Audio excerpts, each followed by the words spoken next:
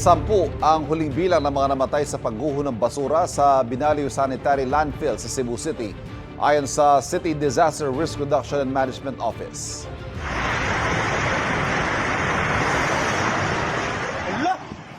Kabilang sa mga nasawi si James Carl Andrino, ang supervisor ng pasilidad.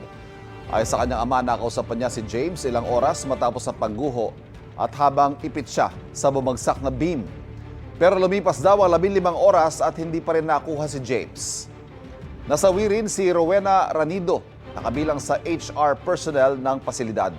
Patuloy na hinahanap ang kapatid ni Rowena na si Lloyd Ople, na tauhan din ng pasilidad. Nagpaabot ng pakikiramay ang DNR Central Visayas sa mga apektado ng pagguho.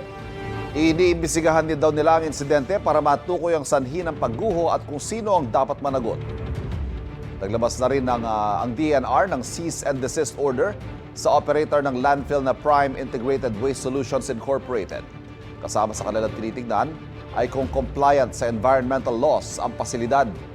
Wala pang bagong pahayag ang operator ng landfill. Sa naunang pahayag, sinabi nilang nakikipag-ugnayan sila sa LGU para tulungan ang mga apektado ng pagguho. Sinuspindi na rin nila ang kanilang operasyon. Prioridad daw nila ang kaligtasan ng kanilang mga tauhan. 26 na tauhan pa ng landfill ang pinaghahanap. Ang update tungkol dyan at iba pang detalye tatalakayin mamaya sa panayam kay Cebu City Mayor Nestor Archibal. Kapuso, huwag magpapahuli sa latest news and updates. Mag-iuna ka sa balita at mag-subscribe sa YouTube channel ng GMA Integrated News.